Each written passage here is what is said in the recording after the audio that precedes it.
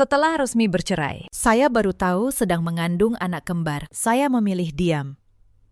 Saya melahirkan mereka seorang diri. Setahun kemudian, saat membawa anak saya memeriksakan jantung, seorang dokter berbisik di telinga saya. Di ujung koridor, ada seseorang yang menunggu, ingin bertemu ibu. Halo, sahabat. Selamat datang kembali di kanal ini. Kalau kisah malam ini menyentuh hati Anda, tolong tinggalkan satu kata di kolom komentar. Mari kita mulai. Jakarta di akhir September. Hujan turun kelabu sejak pagi. Gan besar di kawasan Bintaro itu seolah diselimuti lapisan kesedihan yang lembab dan dingin. Nama saya Anindita Kirana. Saat itu, usia saya 31 tahun. Saya bekerja sebagai ilustrator buku anak dan prestorasi foto lama. 6 tahun 3 bulan yang lalu, saya melangkah masuk ke dalam keluarga Wijaja melalui sebuah pernikahan adat yang megah, lengkap dengan segala upacaranya. Lengkap pula dengan tatapan bangga dari orang tua kedua belah pihak. Saat itu, saya adalah istri Baskara Wijaja, direktur sebuah perusahaan alat kesehatan ternama di Jakarta. Ibu mertua saya, Bu Dewi Kartika, pernah menggenggam tangan saya di hari pernikahan. Beliau berkata lembut, "Setelah masuk ke rumah ini, kamu adalah putri mama." Baskara itu wataknya keras. Kalau ada apa-apa, kamu yang sabar sedikit, ya. Saya mengangguk. Saya percaya setiap kata itu. Saya tidak tahu, kata-kata semanis itu bisa berubah menjadi pisau yang paling dingin. Tahun-tahun pertama berjalan baik. Rumah keluarga Wijaja berdiri di kawasan Menteng. Halamannya luas, pagarnya tinggi, dan setiap sudutnya berkilau. Baskara sibuk, pulang larut, pergi pagi. Tapi setiap kali ia melihat saya, matanya masih hangat.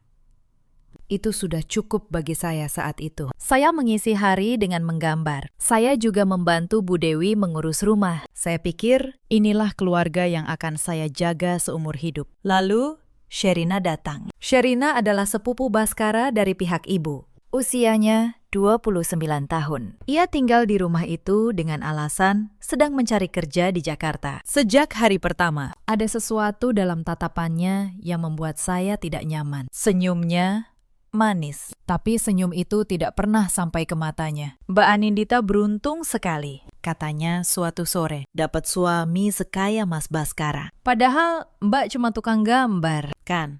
Saya hanya tersenyum. Saya pikir itu hanya gurauan. Saya tidak tahu kalimat-kalimat kecil seperti itu adalah retakan pertama. Dan retakan selalu melebar bila dibiarkan. Bulan-bulan berikutnya, Sherina semakin sering berada di dekat Baskara, membawakan kopi, menyiapkan berkas kantornya, tertawa di setiap leluconnya. Saya tidak cemburu, saya percaya pada suami saya. Itulah kesalahan saya yang pertama. Suatu malam, Bu Dewi memanggil saya ke ruang tengah. Wajahnya berbeda, dingin. "Anindita," katanya pelan. "Mama dengar kabar yang tidak enak." Saya menatapnya bingung. "Kabar apa?" "Bu." Beliau meletakkan sebuah ponsel di atas meja. Di layarnya ada sebuah foto saya di sebuah kafe, sedang duduk berhadapan dengan seorang pria yang tidak saya kenal. Jantung saya berdebar. "Bu, ini bukan seperti yang ibu kira." "Lalu, seperti apa?" Suaranya meninggi sedikit. "Itu kamu atau bukan?" "Itu memang saya, tapi pria itu klien. Dia memesan ilustrasi untuk buku anaknya. Kami hanya membicarakan pekerjaan." Bu Dewi memandang saya lama. Mama harap begitu. Tapi cara beliau memandang saya malam itu sudah berubah. Saya merasakannya. Sesuatu telah retak, dan saya tidak tahu cara menambalnya. Belakangan, saya baru mengerti. Foto itu diambil oleh Sherina. Ia mengikuti saya ke pertemuan kerja, lalu memotret dari sudut yang membuat segalanya tampak salah. Itu baru permulaan. Beberapa hari kemudian, sebuah pesan masuk ke ponsel Baskara. Pesan itu berisi foto yang sama, ditambah kalimat-kalimat yang tidak pernah saya tulis. Kalimat mesra, seolah saya mengirimnya pada pria asing itu. Saya tidak pernah menulisnya. Nomor itu bukan nomor saya. Tapi siapa yang akan percaya seorang istri yang membela diri? Baskara pulang malam itu dengan wajah yang belum pernah saya lihat. Ia melempar ponselnya ke atas meja. "Jelaskan," katanya dingin. Saya menjelaskan. Saya mengatakan nomor itu palsu. Pesan itu bukan dari saya. Pria itu hanya klien. Saya bicara sampai suara saya bergetar. Baskara hanya menatap dinding. Aku capek. Anindita. 3 kata itu menghantam saya lebih keras daripada bentakan. Malam itu, di kamar kami yang luas, saya tidur memunggungi suami saya untuk pertama kalinya. Tapi malam itu, saya belum tahu apa yang sudah disiapkan oleh orang-orang di rumah ini. Esok paginya, Sherina menyajikan sarapan dengan senyum yang lebih lebar dari biasanya. Mbak Anindita kelihatan capek, katanya. Tidur nyenyak, kan? Semalam. Saya menatapnya. Untuk pertama kalinya, saya melihat kemenangan kecil di matanya. Dan saya mengerti, ini bukan kebetulan. Hari-hari berikutnya berubah menjadi neraka yang sunyi. Bu Dewi mulai menghitung setiap kesalahan saya. Sayur yang terlalu asin, lantai yang kurang bersih, suara saya yang katanya terlalu keras saat menelpon. Dulu mama kira kamu anak baik, katanya suatu hari. Ternyata kamu pandai sekali menutupi. Saya ingin membela diri, tapi setiap kata yang keluar dari mulut saya hanya menjadi bukti baru bahwa saya membantah orang tua. Sherina menambahkan minyak ke dalam api. Ia berbisik pada Bu Dewi di dapur. Ia menangis pura-pura di depan Baskara, mengaku takut pada saya. Ia menaruh barang-barang di tempat yang salah, lalu menyalahkan saya. Saya melihat semuanya, tapi melihat dan bisa membuktikan adalah 2 hal yang berbeda. Suatu sore, saya menemukan sesuatu yang membuat darah saya membeku. Di dalam tas Sherina, tergeletak sebuah kartu SIM dan sebuah ponsel lama. Saya menyalakannya. Di dalamnya ada draft pesan-pesan mesra itu. Pesan yang seolah saya kirim pada pria asing. Semuanya diketik dari ponsel ini. Tangan saya gemetar. Akhirnya, saya punya bukti. Saya memotret layar itu dengan ponsel saya. Saya menyimpan 3 gambar. Lalu saya meletakkan kembali ponsel itu persis seperti semula. Saya belum tahu kapan harus menggunakannya. Tapi naluri saya berkata, simpan dulu. Suatu hari, ini akan berbicara. Sebelum semua kehancuran itu, ada tanda-tanda yang seharusnya saya baca lebih awal. Sherina pandai sekali memainkan peran. Di depan Bu Dewi, ia adalah keponakan yang rajin dan penuh hormat. Ia membantu di dapur, memijat bahu Bu Dewi, dan memuji setiap masakan beliau. Sementara setiap masakan saya selalu ada saja kurangnya di mata mereka. Suatu hari, saya memasak rendang untuk acara keluarga. Saya memasaknya sejak subuh, dengan resep yang diajarkan ibu saya. Tapi saat hidangan tersaji, Sherina mencicipinya dan mengernyit. Aduh, Mbak, ini kok agak keras ya dagingnya. Kasihan tante kalau makan ini. Bu Dewi langsung meletakkan sendoknya. Padahal sebelum Sherina bicara, beliau sudah memuji rendang itu. Sejak hari itu, urusan masak rendang untuk acara keluarga diambil alih Sherina. Hal-hal kecil seperti itu terjadi setiap hari. Sedikit demi sedikit. Sherina menggeser posisi saya di rumah itu. Sementara saya terlalu naif untuk menyadarinya. Lalu ada peristiwa kalung. Bu Dewi memiliki sebuah kalung emas warisan yang sangat ia jaga. Suatu hari, kalung itu hilang dari kamarnya. Seisi rumah heboh. Dan entah bagaimana, Sherina menemukan kalung itu di dalam laci meja rias saya. Mbak Anindita, kata Sherina dengan suara pura-pura sedih. Kenapa kalung tante ada di kamar Mbak? Aku tidak menuduh. Tapi, ini kan aneh. Saya terkejut bukan main. Saya tidak pernah mengambilnya. Saya bahkan tidak pernah masuk kamar ibu tanpa izin. Tapi bukti ada di depan mata semua orang. Bu Dewi menatap saya dengan kekecewaan yang dalam. Kalau kamu butuh uang, kamu bisa bilang, tidak perlu mencuri. Anindita, saya ingin berteriak bahwa saya dijebak. Tapi siapa yang akan percaya? Saya hanya bisa menelan kepahitan itu sambil mencatat dalam hati. Satu lagi luka yang ditorehkan tangan Sherina. Saya mulai mengerti bahwa di rumah ini kebenaran tidak ditentukan oleh fakta, melainkan oleh siapa yang paling pandai bicara. Baskara di tengah semua itu semakin jauh. Pekerjaannya menumpuk. Setiap kali saya mencoba bicara tentang Sherina, ia menganggap saya cemburu berlebihan. Sherina itu masih saudara. Anindita, katanya. Jangan begitu pada keluarga sendiri. Keluarga sendiri. Kata itu menjadi tameng yang melindungi Sherina dari setiap kecurigaan. Sementara saya, sang istri, justru semakin dianggap orang luar. Saya ingat satu malam, saya duduk sendirian di balkon kamar, menatap lampu-lampu kota Jakarta. Saya bertanya pada diri saya sendiri, kapan rumah yang dulu menyambut saya dengan tangan terbuka ini berubah menjadi tempat yang membuat saya merasa asing? Saya belum tahu jawabannya. Tapi saya tahu satu hal, saya tidak boleh kehilangan diri saya. Betapapun mereka berusaha mengikis saya sedikit demi sedikit. Itulah sebabnya, ketika malam itu saya menemukan ponsel kedua di tas Sherina. Saya tidak panik. Saya sudah lama menunggu satu kepingan bukti yang nyata. Dan ketika kepingan itu akhirnya ada di tangan saya tahu, suatu hari, ia akan berbicara untuk saya. Saya hanya tidak menyangka suatu hari itu datang. Setelah saya kehilangan segalanya terlebih dahulu. Malam itu, sebelum saya sempat berbuat apapun, Bu Dewi memanggil seluruh keluarga ke ruang tamu. Di atas meja sudah tergeletak map berwarna coklat. Baskara, kata Bu Dewi, Mama sudah memutuskan demi nama baik keluarga ini. Perceraian adalah jalan terbaik. Saya merasa lantai bergoyang di bawah kaki saya. Saya menatap Baskara, memohon dengan tatapan saya. Tapi ia hanya menunduk. Tidak satu kata pun keluar dari mulutnya. Mas, suara saya nyaris hilang. Kamu percaya pada mereka. Kamu tidak mau mendengar saya. Baskara menghela napas panjang. Sudahlah, Anindita. Aku lelah bertengkar. Lelah.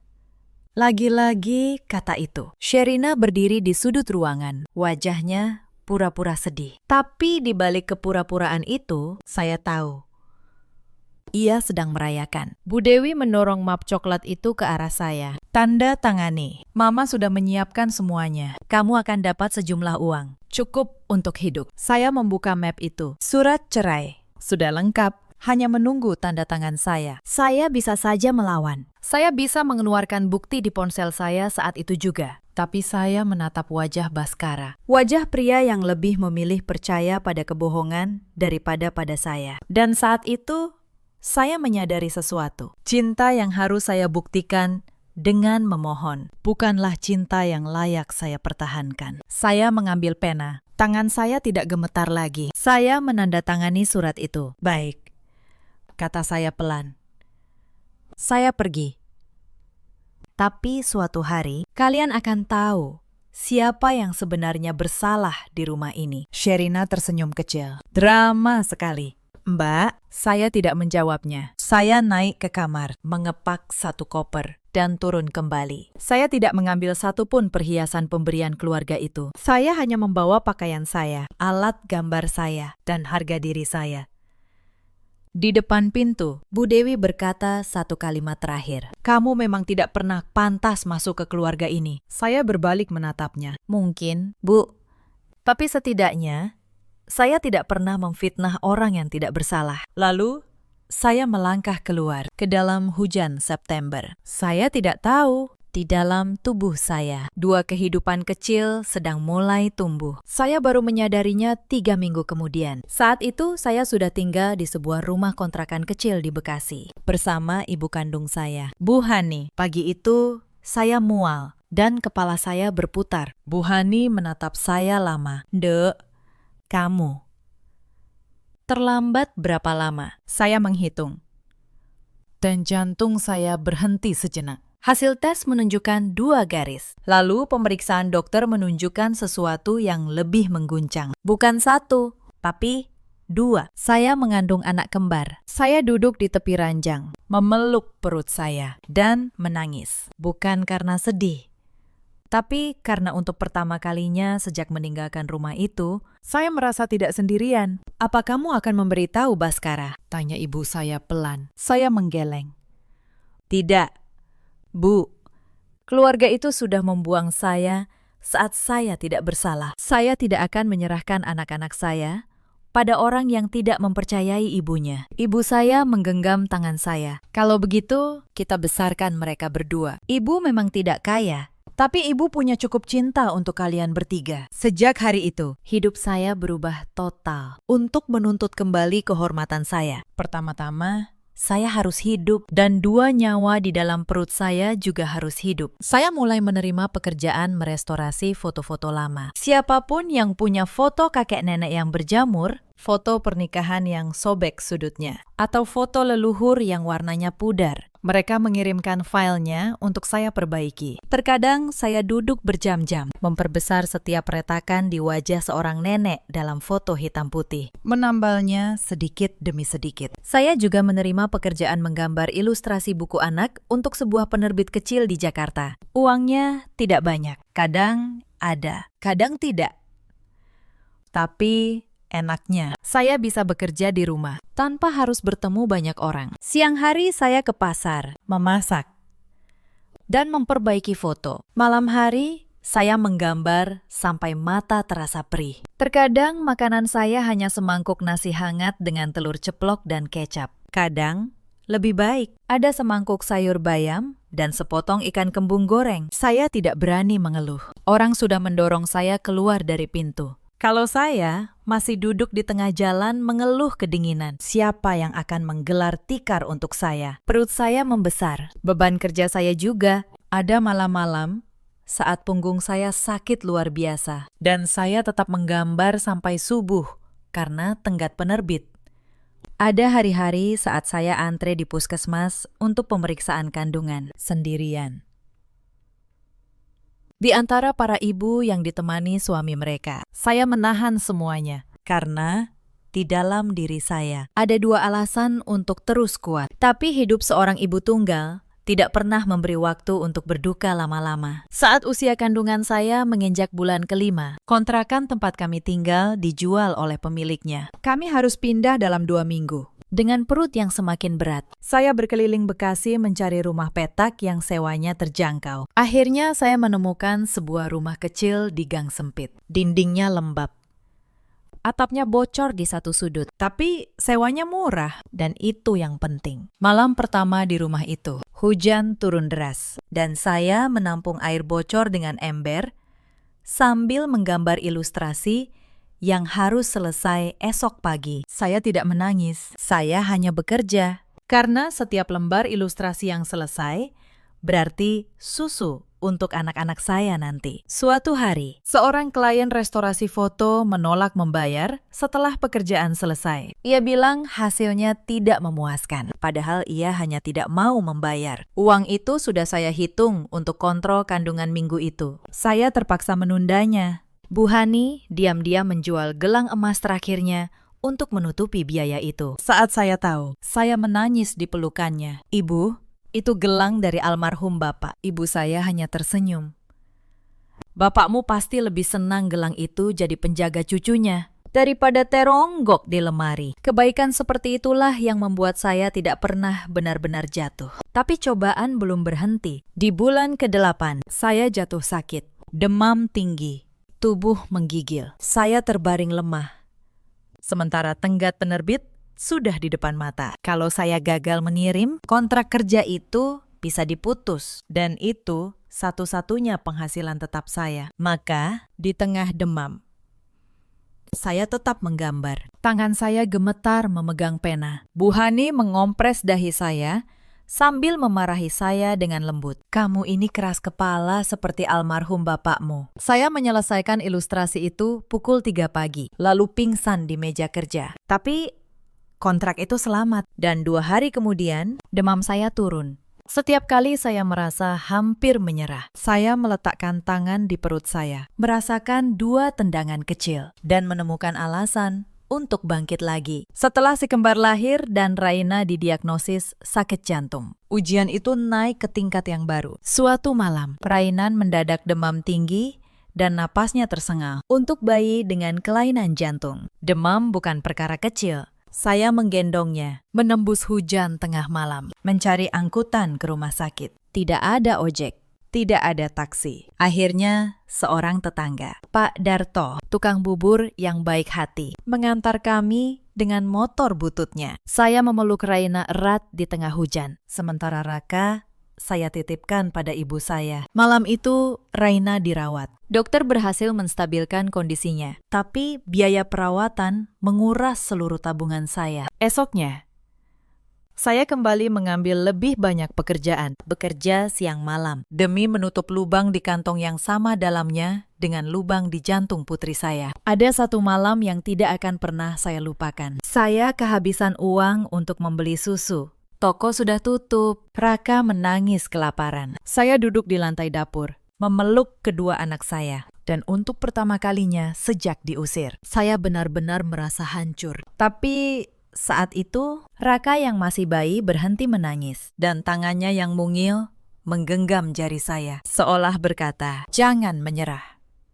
Bunda, saya menyeka air mata saya. Esok paginya, saya menjual cincin kawin saya. Satu-satunya barang berharga yang tersisa dari pernikahan itu. Saya menjualnya tanpa ragu. Cincin itu sudah kehilangan maknanya. Tapi anak-anak saya tidak boleh kehilangan apapun lagi. Hari demi hari, saya belajar satu hal. Kekuatan seorang ibu bukan datang dari uang atau dukungan. Kekuatan itu datang dari tidak adanya pilihan untuk menyerah. Bulan ke-9 tiba di sebuah malam bulan Juli. Saya melahirkan di rumah sakit umum. Ditemani ibu saya dan seorang bidan yang baik hati. Prosesnya panjang dan berat. Tapi saat saya mendengar dua tangisan kecil memenuhi ruangan, semua rasa sakit itu seolah lenyap. Anak pertama, laki-laki. Saya menamainya Raka. Anak kedua, perempuan. Saya menamainya Raina. Dua bayi mungil dengan wajah yang amat mirip ayah mereka. Saya menggendong keduanya, dan untuk pertama kalinya dalam hidup saya merasa benar-benar utuh. Tapi takdir belum selesai mengujinya. 3 hari setelah kelahiran, dokter anak memanggil saya dengan wajah serius. "Bu Anindita," katanya, "putri ibu, Rainan, ada sesuatu pada jantungnya. Kami mendeteksi sebuah kelainan bawaan. Namanya defek septum ventricle. Ada lubang kecil pada bilik jantungnya. Dunia saya seolah runtuh untuk kedua kalinya. Apa? Apa itu berbahaya? Doktor, untuk sekarang, lubangnya masih kecil. Banyak kasus menutup sendiri seiring pertumbuhan. Tapi Raina harus dipantau ketat. Setiap beberapa bulan harus periksa jantung. Dan kalau dalam setahun, lubangnya tidak menutup, mungkin perlu tindakan. Operasi untuk bayi sekecil itu. Malam itu, saya duduk di samping box bayi, menatap Raina yang tidur. Dan saya berjanji dalam hati, apapun yang terjadi, Bunda akan membuatmu sehat. Bunda tidak akan menyerah. Sejak hari itu, hidup saya berlomba dengan waktu. Biaya pemeriksaan jantung tidak murah. Setiap kunjungan ke dokter spesialis menelan biaya yang besar. Belum lagi susu, popok, dan kebutuhan 2 bayi sekaligus. Saya menggandakan pekerjaan saya. Saya mengambil setiap proyek restorasi yang masuk. Saya menggambar ilustrasi sampai jari saya kaku. Saya tidur 3 jam semalam. Kadang kurang. Bu Hani menjaga si kembar saat saya bekerja. Beliau menggendong Raina yang sering rewel karena lelah, menyanyikan lagu-lagu lama, dan tidak pernah sekalipun mengeluh. "Ibu," kata saya suatu malam, dengan mata yang nyaris terpejam. "Maaf, ya, karena saya. Ibu jadi capek di usia segini." Ibu saya tersenyum. "Capek apa? Punya cucu seperti Raka dan Raina itu rezeki, bukan beban. Kamu yang harus jaga kesehatan. Mereka cuma punya satu ibu." Bulan demi bulan berlalu. Si kembar tumbuh. Raka kuat dan banyak tertawa. Raina lebih kecil, lebih lembut. Tapi matanya hidup dan penuh rasa ingin tahu. Setiap 3 bulan, saya membawa Raina periksa jantung. Setiap kali, saya menahan napas menunggu hasilnya. Setiap kali, lubang di jantungnya sedikit demi sedikit mengecil. "Bagus, Bu," kata dokter pada pemeriksaan terakhir menjelang ulang tahun pertama si kembar. "Lubangnya hampir menutup. Kita pantau sekali lagi. Kalau bulan depan stabil, Raina tidak perlu operasi." Saya menangis di koridor rumah sakit. Tangis lega yang sudah saya tahan selama setahun penuh. Sementara itu, di sisi lain kota, keluarga Wijaja tidak tahu bahwa darah daging mereka sedang berjuang untuk hidup. Di tengah tahun pertama itu, ada satu peristiwa yang nyaris menghancurkan saya sepenuhnya. Suatu sore, seorang perempuan datang ke rumah petak saya di Bekasi. Saya tidak mengenalnya, tapi ia mengenal saya. "Kamu Anindita, kan?" katanya dengan nada merendahkan. "Mantan istri Baskara Wijaja." Saya mengangguk waspada. "Ada perlu apa?" Perempuan itu tersenyum sinis. "Aku diutus Sherina. Dia dengar kamu melahirkan. Dia ingin memastikan kamu tidak macam-macam. Mengaku-ngaku anak itu anak Baskara demi uang." Darah saya mendidih, tapi saya menahan diri. "Katakan pada Sherina, saya tidak butuh sepeser pun dari keluarga itu. Anak-anak saya cukup punya saya." Perempuan itu melirik ke dalam rumah, ke arah 2 box bayi sederhana. "Hidup begini, kamu yakin sanggup membesarkan 2 anak? Salah satunya sakit-sakitan pula." Dengar-dengar, kalimat itu menusuk tepat di luka saya yang paling dalam. Bagaimana mereka tahu tentang jantung Raina? Rupanya tangan Sherina menjangkau lebih jauh daripada yang saya kira. Saya berdiri tegak di ambang pintu. "Pulang dan sampaikan ini. Saya pernah kalian jatuhkan saat saya tidak punya apa-apa, dan saya tetap berdiri. Apa yang membuat kalian pikir saya akan jatuh sekarang? Saat saya punya 2 alasan untuk berjuang." Saya menutup pintu di depan wajahnya. Tapi malam itu, saya menangis diam-diam di dapur, agar ibu saya dan anak-anak tidak mendengar. Bukan karena takut, tapi karena lelah. Lelah harus selalu kuat. Lelah tidak pernah boleh roboh, barang sehari pun. Esok paginya, saya bangun, mencuci muka, dan kembali menggambar. Karena seorang ibu tidak punya kemewahan untuk menyerah pada hari kemarin. Peristiwa itu, anehnya, justru memperkuat tekad saya. Saya mulai menyimpan setiap bukti dengan lebih rapi. 3 foto layar ponsel Sherina, catatan tanggal, dan kejadian. Saya bahkan mulai mencari tahu secara hukum hak apa yang dimiliki anak-anak saya andai suatu hari kebenaran terungkap. Saya menghubungi seorang pengacara, Bu Asih namanya, yang menerima konsultasi dengan biaya ringan untuk para ibu tunggal. Beliau mendengarkan kisah saya, lalu berkata satu kalimat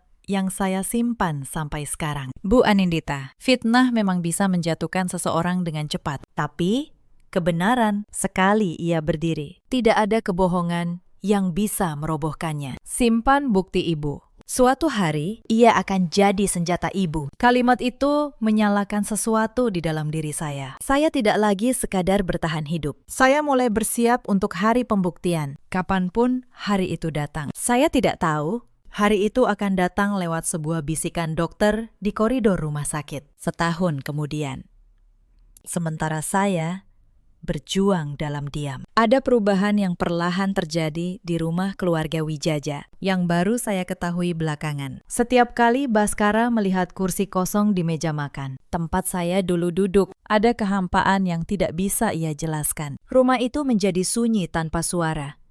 Saya menggambar di ruang tengah, tanpa aroma masakan saya di pagi hari. Sherina mengisi setiap ruang kosong itu dengan kehadirannya, tapi semakin ia memaksa, semakin Baskara merasakan ada yang salah. Senyum Sherina yang dulu tampak manis, kini terasa palsu di matanya. Dan ketika Bu Asih, sang asisten rumah tangga lama, akhirnya berani bicara, semua kepingan keraguan itu menyatu menjadi satu kesadaran yang menghancurkan. Baskara telah membuang permata dan menyimpan kaca yang berkilau. Tapi penyesalan datang selalu terlambat. Dan saat itu, ia bahkan tidak tahu di mana saya berada. Apalagi tahu bahwa 2 darah dagingnya sedang tumbuh di sebuah rumah petak di Bekasi. Tapi takdir punya cara yang aneh untuk mempertemukan kembali yang pernah terpisah. Bukan hanya tubuh saya yang diuji selama tahun itu, hati saya pun diuji. Pada bulan ke-6 usia si kembar, sebuah surat datang ke rumah petak saya. Surat dari pengadilan.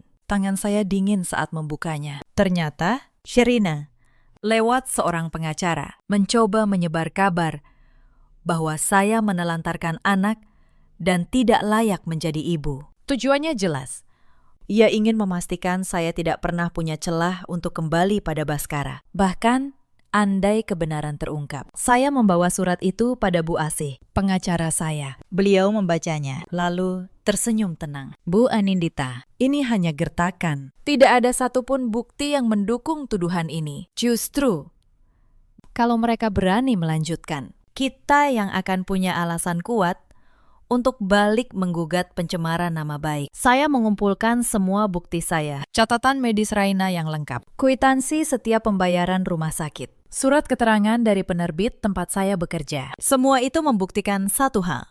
Saya bukan ibu yang menelantarkan. Saya ibu yang berjuang sampai titik darah penghabisan. Gertakan Sherina pun layu dengan sendirinya. Tidak ada gugatan yang berlanjut. Tapi peristiwa itu mengajarkan saya satu hal penting. Selama saya memegang kebenaran dan menyimpan buktinya dengan rapi, tidak ada kebohongan yang bisa benar-benar mengalahkan saya. Saya menyimpan map berisi semua dokumen itu di tempat yang aman. Map yang sama. Yang setahun kemudian akan saya bawa ke ruang tamu keluarga Wijaja. Dan saya buka di depan mata mereka semua. Malam itu, sebelum tidur, saya menatap kedua anak saya yang terlelap. Wajah mereka begitu tenang, begitu tak berdosa. Mereka tidak tahu betapa kerasnya dunia di luar sana memperlakukan ibu mereka. Dan saya bertekad, selama saya masih bisa berdiri, mereka tidak akan pernah merasakan dinginnya difitnah dan dibuang seperti yang saya rasakan. Saya mencium kening Raka. Lalu,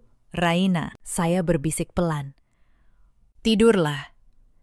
Nak, esok Bunda akan berjuang lagi untuk kalian. Ada satu kebiasaan yang saya bangun selama tahun terberat itu. Setiap malam sebelum tidur, saya menuliskan satu kalimat di sebuah buku tua. Kalimat tentang satu hal baik yang terjadi hari itu, sekecil apapun. Hari ini Raina tersenyum untuk pertama kalinya. Hari ini saya menyelesaikan 2 ilustrasi. Hari ini ibu memasak sayur asem kesukaan saya. Hal-hal kecil yang membuat saya ingat bahwa di tengah kegelapan selalu ada secercah cahaya kalau saya mau mencarinya. Buku itu kini hampir penuh. Dan setiap kali saya membukanya kembali, saya tidak melihat catatan seorang perempuan yang dibuang. Saya melihat catatan seorang ibu yang menolak kalah. Saya pernah membaca bahwa emas tidak akan pernah tahu seberapa murni dirinya sampai ia melewati api. Mungkin itulah yang sedang saya jalani. Api yang menempa, bukan api yang membakar habis. Dan di antara semua catatan kecil itu, ada satu kalimat yang saya tulis paling besar di halaman terakhir. Saya menulisnya pada malam saat Raina pertama kali melewati pemeriksaan jantung tanpa keluhan. Kalimat itu berbunyi sederhana. Bunda tidak menyerah hari ini, dan Bunda tidak akan menyerah esok. Suatu hari, saat saya membawa Raina untuk pemeriksaan terakhir, sesuatu terjadi yang mengubah segalanya. Rumah sakit itu adalah rumah sakit terbaik untuk jantung anak di Jakarta. Saya rela menempuh perjalanan jauh dari Bekasi demi Raina. Dokter spesialis yang menangani Raina bernama Pak Reza. Beliau ramah dan teliti. Hari itu, beliau memeriksa Raina dengan saksama, lalu tersenyum.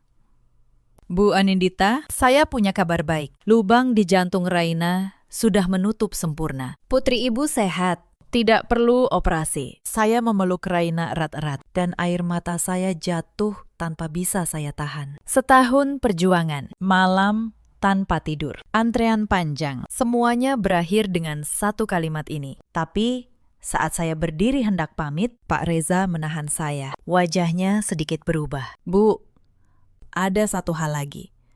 Mungkin ini bukan urusan medis, tapi saya merasa perlu menyampaikannya. Saya menatapnya bingung. Beberapa minggu lalu, ada seorang pasien dewasa di lantai atas. Pemeriksaan jantung rutin. Dia kebetulan melihat berkas Raina di meja saya. Lalu dia bertanya banyak hal. Tentang ibu Raina. Tentang tanggal lahir si kembar. Jantung saya mulai berdebar. Saya tidak memberitahu apapun. Tentu saja. Itu rahasia pasien.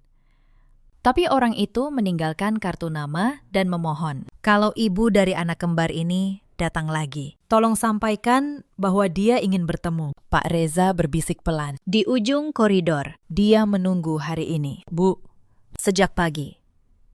Tangan saya membeku. Siapa? Dokter. Pak Reza menyebutkan satu nama. Baskara Wijaja. Dunia di sekitar saya seakan berhenti berputar. Saya menggendong Raina. menggandeng Raka, dan berjalan perlahan ke ujung koridor. Dan di sana berdiri seorang pria yang dulu pernah menjadi suami saya. Baskara terlihat lebih kurus, wajahnya lelah saat matanya menangkap sosok saya. Dan kemudian 2 anak kecil di samping saya, tubuhnya seperti tersengat. Ia menatap Raka, lalu Raina. Wajah 2 anak itu adalah cerminan wajahnya sendiri. Tidak ada yang bisa menyangkalnya. Anindita, suaranya bergetar. Mereka, apakah mereka? Saya tidak menjawab. Saya hanya menatapnya, dingin dan tenang, seperti yang sudah saya latih selama setahun. Mereka, anak saya, kata saya akhirnya. Hanya anak saya. Baskara terhuyung. Ia bersandar pada dinding koridor. Kenapa kamu tidak pernah memberitahu aku? Memberitahu apa, Mas? Suara saya tetap datar. Bahwa istri yang kalian buang seperti sampah sedang mengandung darah daging kalian. Untuk apa? Supaya keluarga kalian bisa menuduh saya lagi. Supaya Sherina bisa memfitnah saya lagi. Nama itu membuat wajah Baskara berubah. Sherina. Ulangnya pelan. Ya, Sherina. Saya menatapnya tajam. Apakah kalian akhirnya tahu kebenarannya? Atau kalian masih percaya saya berselingkuh dengan pria di foto itu? Baskara terdiam lama. Lalu ia berkata dengan suara serat. Aku tahu sekarang, Anindita. Aku tahu semuanya. Dan aku datang bukan untuk menyalahkanmu. Aku datang untuk memohon maaf. Ternyata, selama setahun ini, kebenaran perlahan terungkap di rumah keluarga Wijaja. Beberapa bulan setelah saya pergi, Sherina mulai menunjukkan warna aslinya. Dengan saya tersingkir, ia mulai mendekati Baskara secara terang-terangan. Ia bertingkah seolah dialah pengganti yang pantas. Tapi Baskara, meski lelah dan terluka, bukan pria bodoh. Ia mulai curiga pada sikap Sherina yang terlalu cepat berubah. Lalu suatu hari, seorang asisten rumah tangga lama, Bu Asih, yang dulu bekerja di rumah Wijaja, datang menemui Baskara diam-diam. Bu Asih sudah lama ingin bicara, tapi takut. Setelah ia berhenti bekerja, akhirnya ia berani. Mas Baskara, kata Bu Asih. Saya tidak bisa diam terus. Malam sebelum Mbak Anindita pergi, saya melihat Mbak Sherina mengetik pesan dari ponsel lain di dapur. Pesan-pesan untuk dikirim seolah dari Mbak Anindita. Saya melihatnya dengan mata saya sendiri. Baskara terguncang. Ia mulai menyelidiki. Ia memeriksa rekaman CCTV lama rumah yang masih tersimpan. Dan di sana terekam jelas Sherina di kafe yang sama mengikuti Anindita. Lalu memotret dari sudut yang sengaja menyesatkan. Sherina di sebuah ruangan, mengetik pesan-pesan mesra itu di ponsel kedua. Semua kepingan menyatu. Foto palsu, pesan palsu, fitnah yang disusun dengan rapi. Baskara membawa bukti itu kepada ibunya, Bu Dewi. Dan untuk pertama kalinya, wajah Bu Dewi yang selalu angkuh, pucat pasi. Tapi mereka tidak tahu di mana saya berada. Saya sudah pindah, mengganti nomor, dan menghilang dari kehidupan mereka. Sampai hari ini, di koridor rumah sakit, ketika takdir mempertemukan kembali, saya mendengarkan semuanya dengan tenang. Tidak ada lagi air mata, tidak ada lagi amarah yang meledak. Hanya ketenangan dingin seseorang yang sudah melewati badai dan keluar lebih kuat. Jadi sekarang kalian tahu, saya tidak bersalah, kata saya. Lalu, apa? Kalian ingin saya kembali? Berpura-pura semua ini tidak pernah terjadi. Baskara menggeleng. Tidak. Anindita, aku tidak berhak meminta itu. Aku ingin bertanggung jawab pada anak-anak. Dan aku ingin kebenaran ini diluruskan. Di depan semua orang. Ibuku, Sherina, seluruh keluarga. Mereka harus tahu apa yang sebenarnya mereka lakukan padamu. Saya menatap kedua anak saya. Raka memandang Baskara dengan rasa ingin tahu. Raina memeluk leher saya, malu-malu. Saya berpikir lama. Lalu, saya berkata, baik, saya akan datang, tapi bukan untuk kembali pada keluarga itu. Saya datang untuk menutup buku ini sekali untuk selamanya. 3 hari kemudian, sebuah pertemuan keluarga digelar di rumah keluarga Wijaja. Saya datang dengan mengenakan pakaian sederhana. Tidak ada perhiasan, tidak ada riasan mahal. Saya datang sebagai diri saya sendiri, seorang ibu yang telah membesarkan 2 anak dengan tangannya sendiri. Di ruang tamu yang dulu pernah mengusir saya, kini berkumpul seluruh keluarga. Bu Dewi duduk di kursi utama, wajahnya tegang. Baskara berdiri di sampingnya, dan di sudut ruangan, Sherina duduk dengan wajah pucat, sudah merasakan badai yang akan datang. Saat saya masuk, suasana hening. Semua mata tertuju pada saya, dan pada 2 anak kecil yang saya gandeng. Bu Dewi bangkit dari kursinya. Untuk pertama kalinya, suaranya tidak angkuh. Anindita, ini cucu Mama. Saya tidak menjawab pertanyaan itu. Saya membuka sebuah map yang saya bawa dan meletakkannya di atas meja. Sebelum kita bicara tentang apapun, kata saya, tenang. Saya ingin meluruskan satu hal yang kalian renggut dari saya setahun lalu. Kehormatan saya. Saya mengeluarkan lembaran pertama. Ini hasil tes laboratorium.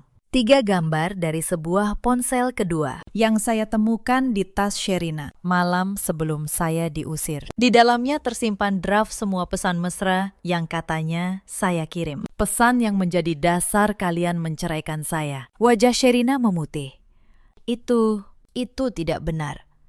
Aku tidak pernah. Saya mengeluarkan lembaran kedua, dan ini hasil analisis nomor. Nomor yang dipakai mengirim pesan itu terdaftar atas pembelian tunai di sebuah konter dekat rumah ini. Rekaman CCTV konter yang sudah diminta oleh pengacara saya menunjukkan wajah pembelinya. Saya meletakkan sebuah foto di atas meja. Wajah Sherina jelas sedang membeli kartu SIM itu. Ruangan itu sunyi senyap.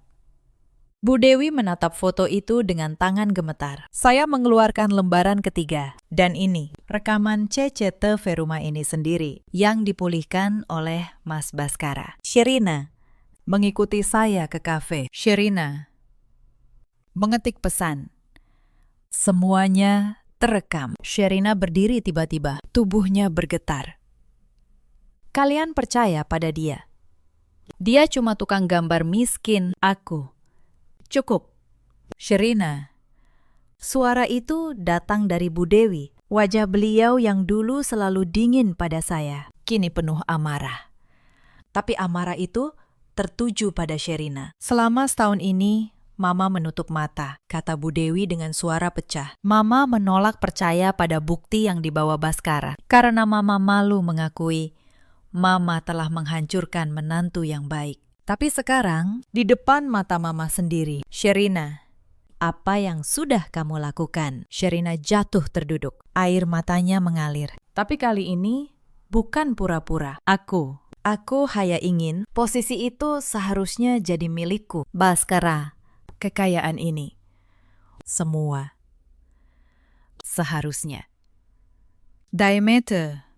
Suara Baskara dingin. Kamu menghancurkan keluargaku. Kamu membuat anak-anakku tumbuh tanpa ayah selama setahun. Demi kerakusanmu. Bu Dewi berjalan mendekati saya. Dan di depan semua orang, perempuan yang dulu mengusir saya itu perlahan menunduk. Tangannya menggenggam tangan saya. Persis seperti di hari pernikahan dulu. Tapi kali ini, genggaman itu gemetar. Anindita, kata beliau dengan suara hancur. Mama tidak punya muka untuk meminta apapun darimu. Mama yang bersalah. Mama yang termakan fitnah. Mama yang mengusirmu saat kamu sedang mengandung cucu Mama. Maafkan Mama. Mama mohon. Saya menatap perempuan tua yang menunduk di depan saya. Hati saya bergetar. Tapi saya tidak membungkuk untuk menariknya berdiri terlalu cepat. Bu, kata saya pelan. Setahun lalu, di pintu ini, ibu berkata, saya tidak pernah pantas masuk ke keluarga ini. Kalimat itu menemani saya di setiap malam saya menggambar sampai subuh. Di setiap antrean rumah sakit, saat saya sendirian menggendong Raina yang sakit jantung. Bu Dewi terisak. Jantung. Raina sakit jantung. Iya. Bu, cucu ibu lahir dengan lubang di jantungnya. Dan selama setahun, saya berjuang sendiri membiayai pengobatannya. Sementara keluarga ini tidak tahu. Bahkan, mereka ada di dunia. Ruangan itu dipenuhi isak tangis. Bahkan Baskara menutup wajahnya. Saya menarik napas panjang. Lalu, saya membantu Bu Dewi berdiri. Saya tidak datang untuk membalas dendam. Bu, Saya datang supaya kebenaran berdiri tegak di ruangan yang sama tempat saya dijatuhkan. Itu sudah cukup bagi saya. Saya menoleh pada Sherina yang masih terduduk.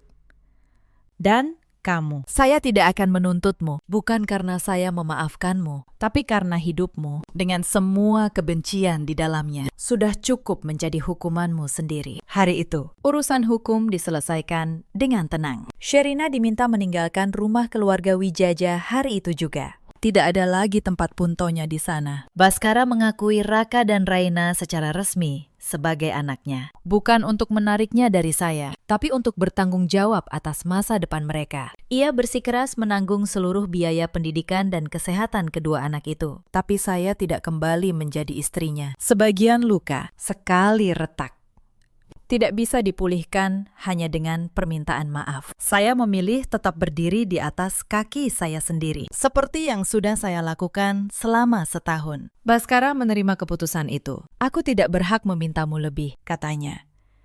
Yang bisa kulakukan adalah menjadi ayah yang baik mulai sekarang.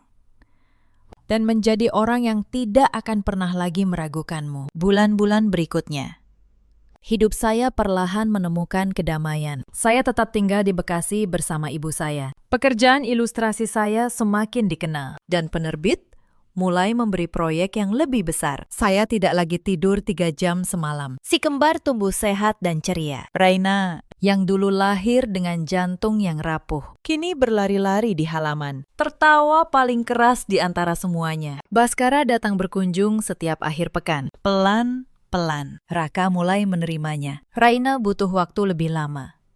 Tapi anak-anak punya cara sendiri untuk membuka hati. Bu Dewi pun berubah. Beliau bukan lagi mertua angkuh yang menghitung kesalahan saya. Beliau datang ke Bekasi membawa serundeng, teh jahe, dan obat-obatan untuk anak-anak. Beliau menggendong Raina dengan air mata di matanya, seolah berusaha menebus setiap hari yang hilang. Suatu pagi, saat keluarga itu hendak kembali ke Jakarta setelah berkunjung, Bu Hani membungkuskan serundeng, teh jahe, dan sekantong obat flu anak untuk dibawa. Di sana mungkin dingin, kata ibu saya.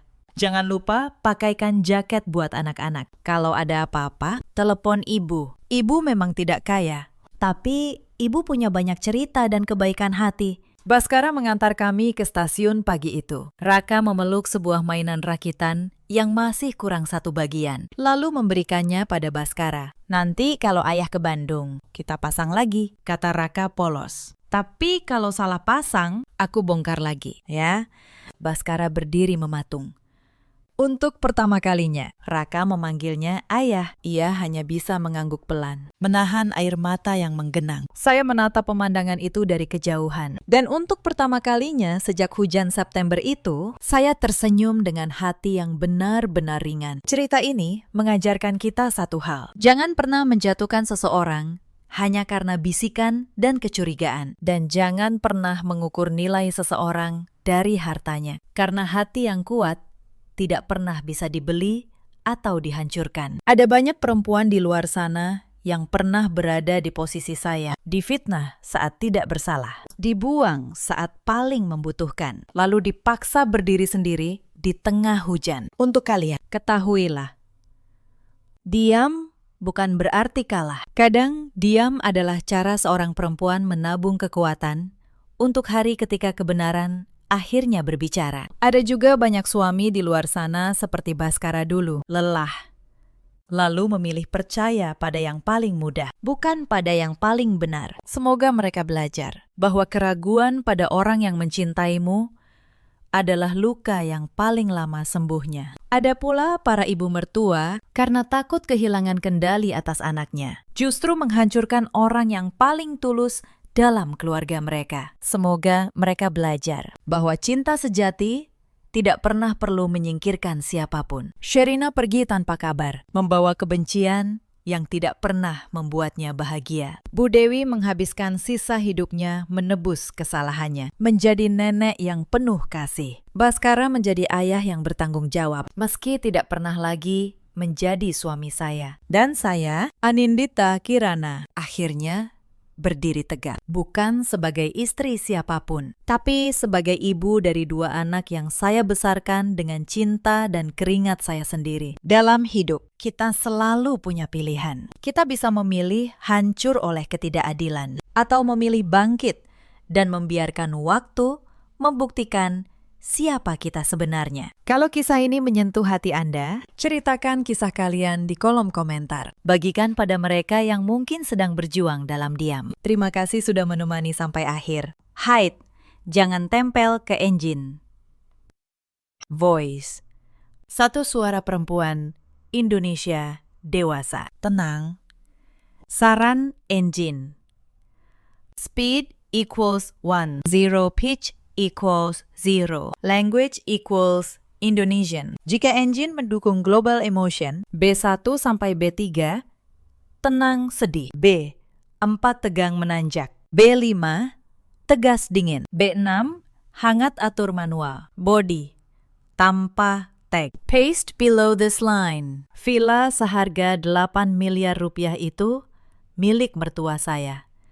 Tapi di dalamnya tidak ada satu kamar pun untuk saya. Mereka menyiapkan gudang sempit di samping toilet, lalu menyuruh saya tidur di sana. Malam itu, saya menyeret koper keluar dari gerbang tinggi villa itu. Dan keesokan paginya, ponsel saya menyala dengan 99 panggilan tak terjawab dari ibu mertua. Bukan karena beliau menyayangi saya, tapi karena tanda tangan saya ada di tempat yang sangat mereka butuhkan. Halo, sahabat.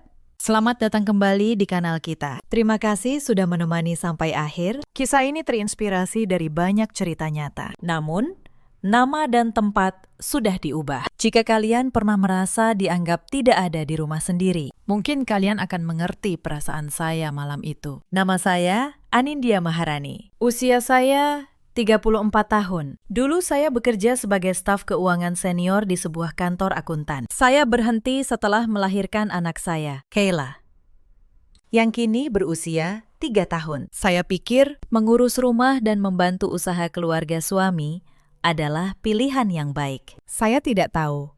Keputusan itu yang nanti hampir menyeret saya ke jurang. Suami saya bernama Reza, 38 tahun. Ia manajer operasional di perusahaan keluarganya. Perusahaan itu bergerak di bidang konstruksi dan pasokan material. Dulu kami tinggal di rumah kontrakan sederhana di Bintaro. Hidup kami pas-pasan. Tapi tenang.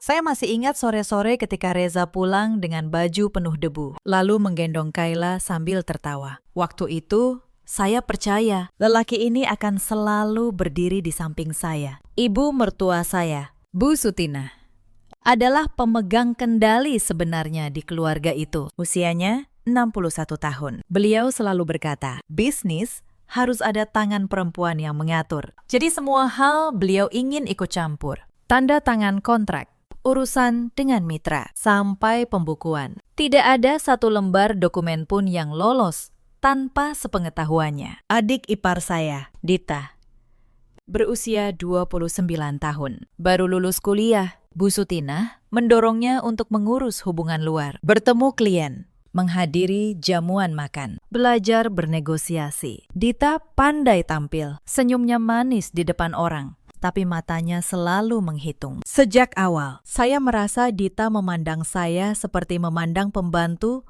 yang kebetulan punya marga keluarga. Saya tidak pernah menyangka latar belakang saya sebagai orang keuangan justru membuat saya berbahaya di mata mereka. Dan saya juga tidak menyangka ketelitian saya yang dulu dipuji suatu hari akan menjadi satu-satunya hal yang menyelamatkan saya. Setahun yang lalu, perusahaan keluarga suami saya berubah total. Dari bisnis kecil-kecilan, mereka tiba-tiba menanjak dengan cepat. Awal tahun itu, beberapa kontrak besar berhasil ditandatangani. Arus kas masuk deras. Keuntungan melonjak. Setiap kali truk material baru tiba di gudang, Bu Sutina akan berdiri di tengah halaman dengan tangan di pinggang. Beliau berbicara seperti sedang berpidato. Kalau bukan ibu yang pegang kendali, mana mungkin keluarga ini bisa seperti sekarang. Kalimat itu beliau ucapkan begitu sering hingga saya hafal. Awalnya saya hanya tersenyum. Saya pikir beliau sudah tua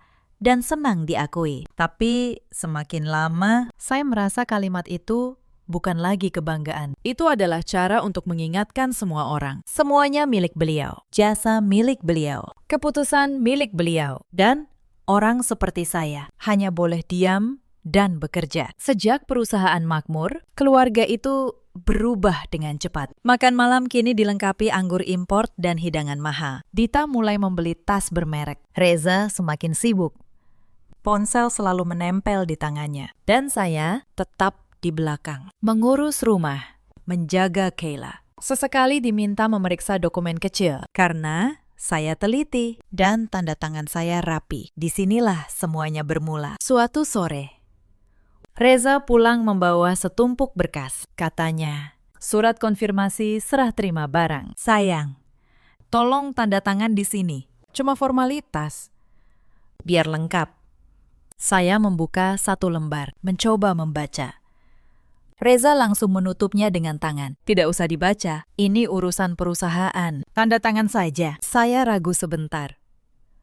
Lalu, saya menurut. Karena waktu itu, saya percaya. Ini untuk keluarga. Apa salahnya membantu suami sendiri? Beberapa minggu kemudian, Bu Sutinah memanggil saya. Beliau menyodorkan map lain. Anin, ini lampiran proposal. Tanda tangan di kolom bawah ya. Saya bertanya, ini dokumen apa, Bu? Beliau menatap saya dengan tajam. Sejak kapan menantu banyak tanya soal urusan kantor? Sudah, tanda tangan saja. Suara beliau dingin. Dan saya, yang masih ingin dianggap bagian dari keluarga, kembali menurut. Saya tidak tahu setiap goresan pena saya hari itu sedang dijahit menjadi jerat untuk diri saya sendiri. Saat itu, perusahaan sedang meroket. Tapi saya mulai melihat keanehan. Beberapa kali, pintu ruang kerja Reza tertutup rapat. Di dalam, ada Bu Sutinah, Dita, dan beberapa orang yang tidak saya kenal. Mereka berbicara berbisik-bisik. Setiap kali saya lewat membawa minuman, mereka langsung berhenti, lalu menatap saya. Sampai saya pergi. Suatu malam, saya mengantar teh ke ruang kerja Reza. Pintunya sedikit terbuka, dan saat hendak mengetuk, saya mendengar suara Bu Sutinah yang sangat jelas. Menantu yang terlalu mengerti soal angka, itu merepotkan. Suatu hari nanti, kita harus waspada padanya. Saya membeku. Tangan saya gemetar hingga nyaris menjatuhkan cangkir. Dari dalam, terdengar suara Dita menyahut sambil tertawa kecil. Ibu, tenang saja. Dia kan tidak pegang apa-apa, tidak akan bisa berbuat apa-apa. Lalu suara Reza, pelan dan ragu. Kasihan dia. Bu, tapi suaranya langsung ditepis. Kasihan apa? Soal uang harus jelas. Baru keluarga bisa tenang. Saya mundur selangkah. Saya tidak jadi masuk. Saya berbalik dan pergi. Di kepala saya hanya ada satu pertanyaan. Jika saya keluarga, mengapa harus diwaspadai? Jika saya istri dari putranya, mengapa saya dianggap ancaman? Malam itu saya tidak bisa tidur. Saya mencoba menenangkan diri. Mungkin beliau sedang emosi soal bisnis. Mungkin beliau hanya takut soal harta. Saya berjanji pada diri sendiri. Saya tidak akan menuntut, tidak akan meminta, tidak akan bertanya. Saya akan hidup dengan baik, menjalankan kewajiban saya. Dan mereka pasti akan tenang. Saya salah. Semakin saya diam, semakin mereka menganggapnya wajar. Semakin saya sabar, semakin mereka berani menekan. Ada orang yang tidak akan lebih menyayangimu karena kamu baik. Mereka justru semakin menindas karena kamu mudah ditindas. Tapi waktu itu, saya belum mengerti hal itu. Saya masih memelihara keyakinan naif bahwa selama saya tidak menuntut, semuanya akan baik-baik saja. Suatu malam, Bu Sutinah mengumpulkan seluruh keluarga ke ruang tamu. Beliau duduk tegak di sofa. Di hadapannya, ada setumpuk dokumen terjilid rapi. Dita duduk di sampingnya, seperti sekretaris pribadi. Reza bersandar di dinding, memegang ponsel. Tapi tatapannya menghindar. Begitu saya keluar, Bu Sutinah langsung bicara. Suaranya seperti proklamasi. Kita sudah putuskan untuk membeli villa. 8 miliar. Tahun ini, keluarga kita panen besar. Seluruh ruangan bersorak. Telepon berdering satu sama lain. Ucapan selamat masuk bertubi-tubi. Saya ikut senang. Senang untuk keluarga. Senang untuk suami saya. Tapi kegembiraan itu hanya sesaat. Bu Sutinah menatap saya lurus, tanpa basa-basi. Uang ini hasil kerja keras Ibu dan Dita. Ibu katakan di awal, biar nanti tidak ada yang bertanya-tanya. Lalu beliau menoleh ke Dita dan tersenyum puas. Saya tertegun. Saya tidak mempertanyakan siapa yang berjasa. Saya hanya sakit dengan cara beliau bicara. Cara beliau sengaja menghapus saya dari gambar keluarga. Saya menatap Reza, menunggu penjelasan. Ia hanya bergumam. Ibu bicara begitu, biar jelas saja. Jelas untuk siapa? Saya membatin. Jelas. Agar saya tahu di mana posisi saya di dunia ini. Insiden pertama datang di hari mereka melihat rumah. Villa itu berada di kompleks tenang di Pondok Indah. Gerbangnya tinggi, jalannya lebar. Begitu masuk, Dita berlari ke seluruh penjuru. Matanya berbinar seperti anak kecil yang dapat mainan. Ia menunjuk lantai 2. Kamar utama punya Dita ya. Dita kan anak perempuan, lebih dekat dengan ibu. Bu Sutinah mengangguk tanpa bertanya pada siapapun. Reza tersenyum canggung. Dan saya berdiri di tangga. Menggenggam tali tas saya. Saya menunggu seseorang menyebut kamar untuk saya dan Reza. Tapi tidak ada. Bu Sutinah membagi semuanya dengan rinci. Kamar beliau, kamar Dita, ruang tamu, ruang kerja, ruang ibadah. Seolah dalam daftar itu, kami adalah item yang tidak ada. Malamnya, saya bertanya pada Reza dengan sangat lembut. Kita di kamar mana? Mas, ia sibuk dengan ponselnya. Nanti saja dipikirkan. Ini kan baru lihat rumah. Saya mendengarnya. Dan hati saya mencelos. Insiden kedua terjadi saat penandatanganan akta jual beli. Bu Sutinah membawa dokumen-dokumen itu ke rumah untuk disimpan. Tanpa sengaja, mata saya melirik sampul berkasnya. Saya terkejut. Nama pemilik yang tertera hanya satu. Hajah Sutinah. Tidak ada nama Reza. Tidak ada nama Dita. Tentu saja tidak ada nama saya. Saya bertanya ragu, kenapa sertifikatnya atas nama ibu sendiri? Beliau menjawab singkat, tanpa mengangkat kepala.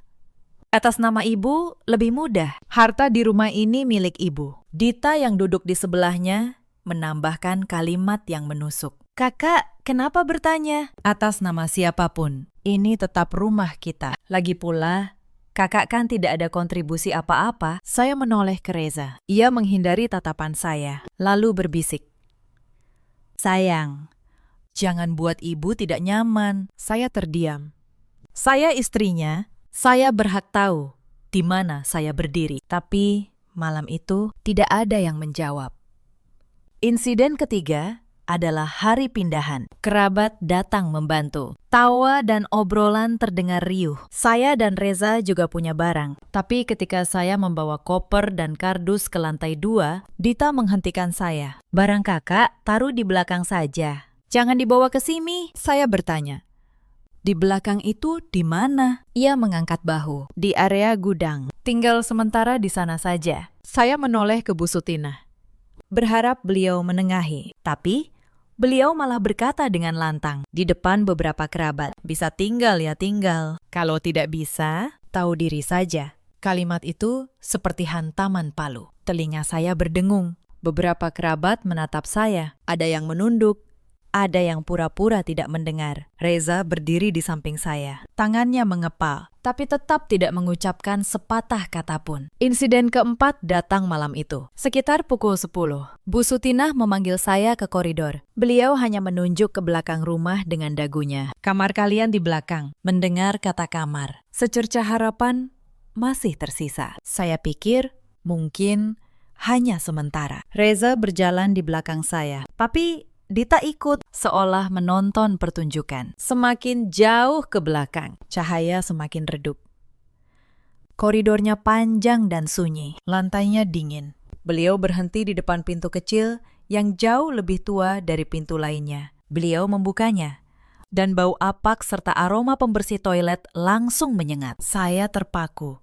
Yang disebut kamar itu sebenarnya gudang sementara, persis di sebelah toilet umum untuk pekerja. Di dalamnya ada kardus, rak besi berdebu, dinding menguning bernoda, langit-langitnya rendah, lampu neon berkedip-kedip. Tidak ada jendela, Tidak ada ventilasi, ruang sempit dan dingin. Seperti tempat untuk mengurung seseorang agar tidak terlihat. Saya menoleh ke Reza, berharap ia berkata sesuatu. Biar Mas rapikan dulu, atau besok kita cari solusi. Tapi ia menunduk, pandangannya kosong. Tangannya menggenggam ponsel erat, seperti pelarian. Keheningannya saat itu bukan lagi soal kesabaran. Itu adalah kepengecutan. Pengecut sampai membuat saya sakit. Dita bersandar di pintu, tertawa kecil. Tawa sinis yang terasa seperti tusukan jarum. Kakak kan sudah biasa hidup susah. Tinggal sementara di sini juga tidak apa-apa. Keluarga kita sibuk. Tidak ada waktu meladeni. Lalu ia menatap saya dari atas ke bawah. Seolah sayalah yang menuntut berlebihan. Saya menoleh ke Bu Sutina, mencoba menjaga suara agar tetap tenang. Rumah sebesar ini. Bu, masa kami tinggal di gudang? Tatapan beliau dingin. Lalu berkata tanpa ragu, menantu tidak punya hak memilih tempat. Di mana saja ya di situ. Kalau tidak suka, pulang saja ke rumah orang tuamu. Beliau mengatakannya seolah sedang melempar kain lap. Selesai bicara, beliau berbalik dan pergi. Saya berdiri di sana. Saat itu, saya sadar betul, ini bukan karena kekurangan kamar, ini disengaja. Sengaja untuk menekan, sengaja untuk menghina, sengaja agar saya tahu posisi saya. Dan yang paling menyakitkan, mereka melakukannya tepat di depan suami saya. Dan ia memilih untuk diam. Saya tidak membantah, saya tidak menangis. Bukan karena saya kuat, tapi karena saya tahu berdebat saat itu hanya akan menjadikan saya pembuat onar. Sementara mereka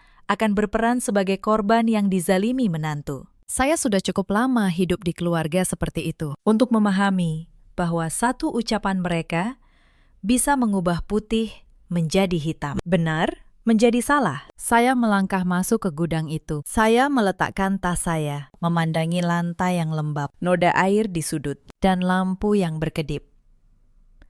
Saya bertanya pada diri sendiri, apa salah saya hingga harus berada di sini? Saya merawat rumah ini, menjaga nama baiknya, bersabar demi mereka. Dan hasilnya, sebuah gudang di sebelah toilet. Saya menoleh ke Reza sekali lagi. Suara saya tidak lagi bergetar. Menurutmu, ini pantas? Ia masih menghindari tatapan saya. Sudah, jangan dibesar-besarkan. Ibu sedang lelah. Sabar beberapa hari. Beberapa hari. Saya mendengarnya dan tertawa dalam hati. Tawa tanpa suara. Saya mengerti.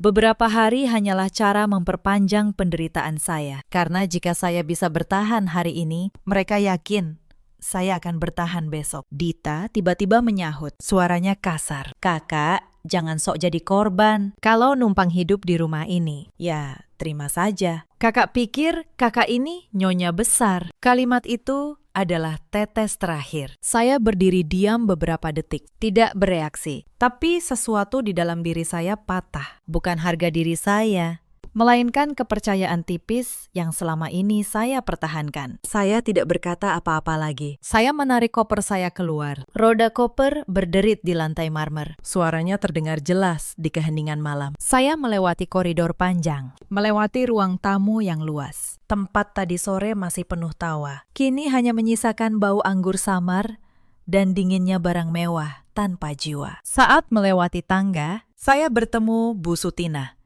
Berdiri seolah sudah menunggu, melihat koper di tangan saya. Beliau menyeringai. Benar-benar mau pergi. Saya menjawab singkat. Iya.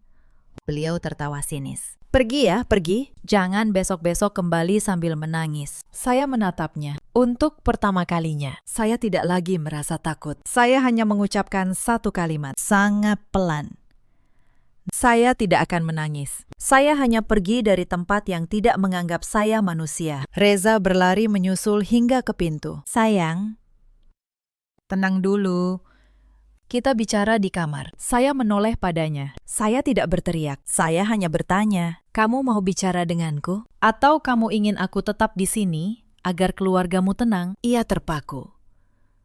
Bibirnya bergerak, tapi tidak ada suara. Keheningannya adalah jawaban yang paling jelas. Saya menarik koper saya dan melangkah keluar dari gerbang villa itu. Angin malam menerpa wajah saya, terasa dingin. Tapi anehnya, hati saya terasa ringan. Seolah baru saja menurunkan beban yang terlalu lama saya pikul. Saya tahu, Saya baru saja meninggalkan rumah yang indah. Tapi saya sedang menyelamatkan harga diri saya. Saya sampai di rumah orang tua saya larut malam. Ibu saya, Bu Asih, membuka pintu. Melihat koper di tangan saya, beliau hanya bertanya pelan, "Ada apa lagi?" "Nak." Saya tidak langsung menjawab. Saya hanya melepaskan koper, lalu duduk terkulai di tepi tempat tidur. Saya pikir setidaknya malam itu akan tenang, tapi belum lama. Ponsel saya bergetar, lalu bergetar lagi, terus-menerus. Seolah ada yang menggedor pintu dengan palu. Saya melihat layar dan terkejut. Panggilan tak terjawab dari Bu Sutina. Angkanya terus bertambah. Saya membiarkannya, karena saya tahu jika saya menjawab, saya akan ditarik kembali ke pusaran yang sama. Disalahkan, dimarahi, lalu dipaksa untuk tahu diri dan kembali. Keesokan paginya, saat saya membuka mata, layar ponsel menyala lagi. Saya mengambilnya, dan jantung saya seolah berhenti. 99 panggilan tak terjawab. Semuanya dari Haja Sutina. Saya menatap angka itu dengan punggung merinding. Seseorang yang baru kemarin berkata, "Kalau tidak suka, pulang saja." Seseorang yang tertawa saat saya pergi. Bagaimana mungkin hanya dalam semalam? Menelpon saya 99 kali. Jika karena marah, beliau tidak akan merendahkan diri. Jika karena gengsi, beliau justru akan diam. Berarti hanya ada satu alasan. Beliau panik. Pesan masuk bertubi-tubi, tidak ada lagi nada angkuh seperti semalam. "Pulanglah, kita bicara baik-baik. Kalau ada apa-apa, selesaikan pelan-pelan." Lalu ada lagi, soal kamar itu hanya salah paham. Jangan dibesar-besarkan. Saya membaca itu dan tertawa getir. Salah paham. Salah paham soal sebuah gudang di sebelah toilet. Salah paham saat seluruh keluarga hanya menonton. Saya dihina tanpa ada yang membela. Belum sempat berpikir lebih jauh. Ponsel berdering lagi. Kali ini Reza. Suaranya tergesa-gesa, sangat berbeda dari keheningannya semalam. "Sayang." Angkat teleponnya. "Mas, mohon, jangan emosi. Soal kamar itu hanya salah paham. Kita pulang dan bicara." Saya diam sejenak. Suara saya anehnya tenang. "Semalam kamu juga ada di sana. Bagian mana yang salah paham?" "Di seberang." Ia terdiam, lalu tergagap. "Bukan begitu maksudnya. Ibu kan orangnya emosional." Saya memotongnya. Tidak dengan nada tinggi. "Jangan bilang berantakan lagi. Berantakan tidak menciptakan sebuah gudang. Berantakan tidak membuat orang memperlakukan suami istri seperti orang asing." Ia menghela napas. Suaranya merendah. "Pulanglah. Jangan buat masalah ini jadi besar sampai di situ."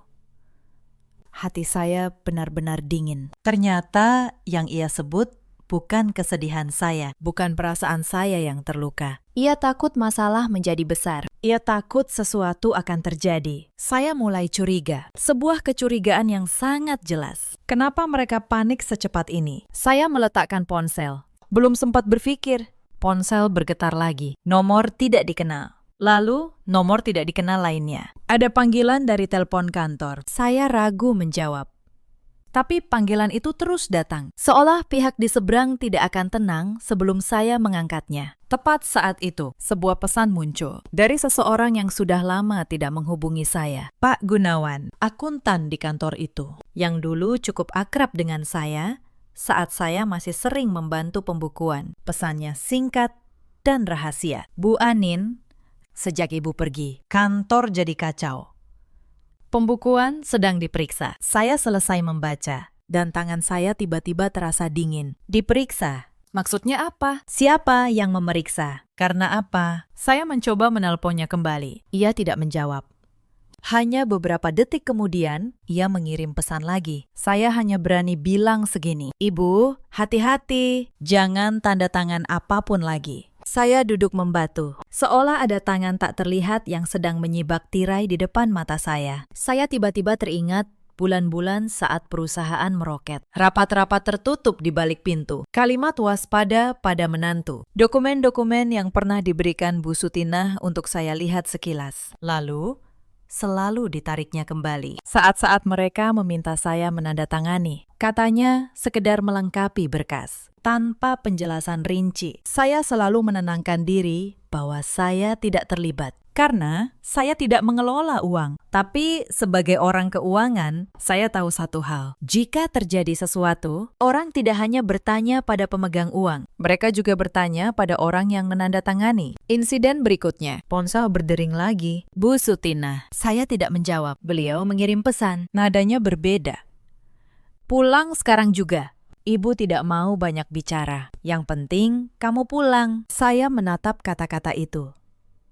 Jantung saya berdebar kencang. Seseorang seperti beliau, yang seumur hidup terbiasa memberi perintah, sampai mengirim pesan, ibu tidak mau banyak bicara. Artinya, beliau sedang sangat ketakutan, hingga tidak punya tenaga lagi untuk bersikap angkuh. Menjelang siang, saya menerima telepon dari seorang kenalan Reza di perusahaan. Ia bicara berputar-putar, tapi saya menangkap ketegangan dalam suaranya. Hari ini, ada tim yang turun melakukan pemeriksaan mendadak. Saya bertanya langsung, tim apa? Ia diam sejenak, lalu menjawab, tim dari kantor pajak. Mereka sudah di ruang keuangan sejak pagi. Sampai sekarang belum keluar. Saya mendengarnya, dan punggung saya merinding. Pemeriksaan pajak mendadak bukan hal sepele. Dan itu terjadi tepat setelah malam saya meninggalkan villa. Tentu saja, bukan karena saya pergi, maka tim pajak datang. Tapi cara keluarga itu panik menelpon saya,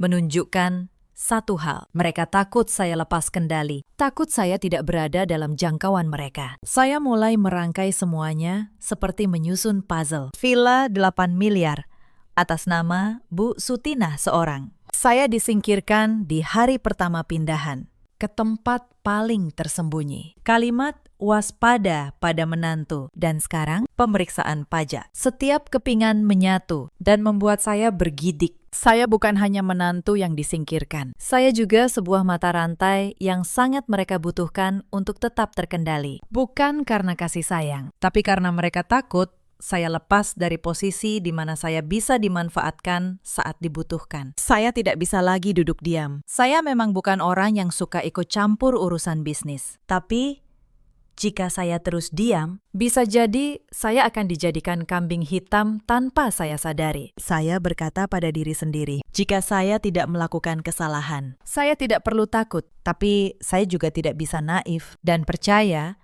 orang akan memperlakukan saya dengan adil secara otomatis. Pagi itu, saya mengenakan pakaian sederhana, topi dan masker. Lalu naik ojek online menuju kantor keluarga suami saya. Saya tidak memberitahu siapapun, tidak menelpon Reza. Saya hanya ingin melihat langsung bagaimana situasinya. Semakin dekat ke lokasi, hati saya semakin berat. Kantor yang biasanya ramai dengan suara truk dan karyawan. Hari itu suasananya sangat berbeda. Satam berdiri lebih tegap, wajahnya tegang. Beberapa karyawan yang bergerombol di sudut halaman langsung terdiam saat melihat saya masuk. Saya melangkah melewati lobi. Pintu ruang keuangan tertutup rapat. Gordonnya ditutup. Di depan pintu ada 2 orang asing berpenampilan rapi, memegang map. Suasana berat itu seperti saat ada orang meninggal. Semua orang tidak berani tertawa, bahkan tidak berani bernapas lega. Saya tidak langsung masuk, karena saya tahu pasti akan dihalangi. Saya berjalan memutar melalui area kerja karyawan, mencari tahu. Saat saya mencari kenalan, sebuah tangan menarik lengan saya dengan lembut. Saya menoleh dan melihat Pak Gunawan. Wajahnya pucat. Ia melihat ke sekeliling. Takut ada yang melihat. Lalu memberi isyarat agar saya mengikutinya. Ia membawa saya ke sudut tangga yang sepi. Begitu kami di sana, ia langsung berbisik. Suaranya bergetar. Bu Anin, kenapa ke sini? Pergi saja, di sini bahaya. Saya bertanya pelan. Tolong jelaskan, sebenarnya ada apa? Pak Gunawan menelan ludah. Pembukuan tahun ini tidak bersih. Saya tertegun.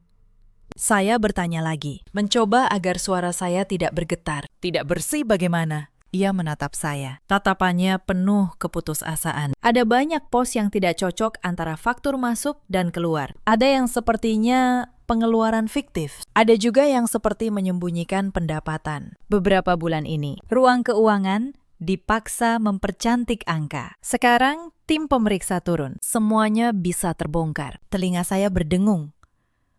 Pemandangan Bu Sutinah yang memamerkan omset rapat-rapat tertutup. Dan kalimat perempuan, tahu apa soal bisnis. Tiba-tiba muncul kembali dengan jelas. Ternyata kesuksesan itu bukan hanya dari keringat, tapi mungkin juga dari hal-hal lain. Belum sempat saya mencerna semuanya. Pak Gunawan menarik saya lebih dekat. Suaranya semakin pelan. Bu Anin ingat dokumen-dokumen yang pernah Ibu tanda tangani. Waktu mereka bilang hanya untuk melengkapi berkas. Jantung saya seperti dihantam. Tentu saja saya ingat. Ada beberapa lembar yang dibawa Reza. Katanya surat konfirmasi serah terima barang. Ada yang diberikan Bu Sutinah. Katanya lampiran proposal. Saat itu saya hanya berpikir, ini untuk perusahaan, untuk keluarga. Apa salahnya?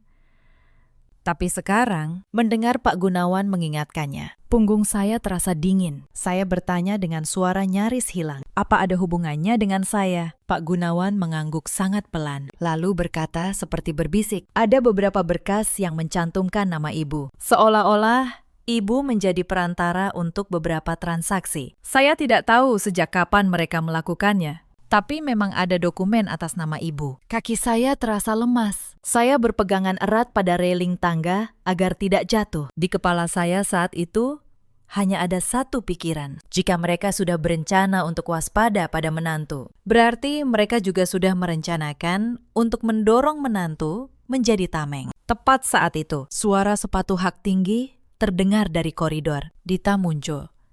Ia tidak lagi terlihat percaya diri seperti saat pesta. Lapisan bedak tidak bisa menutupi lingkaran hitam di bawah matanya. Tapi, begitu melihat saya, ia langsung bersikap defensif. Seperti kucing yang terancam. Siapa yang mengizinkan kakak ke sini? Saya menjawab, tenang, saya datang mencari suami saya. Dita tertawa sinis. Tapi, senyumnya aneh. Suami kakak sedang sibuk. Pulang saja.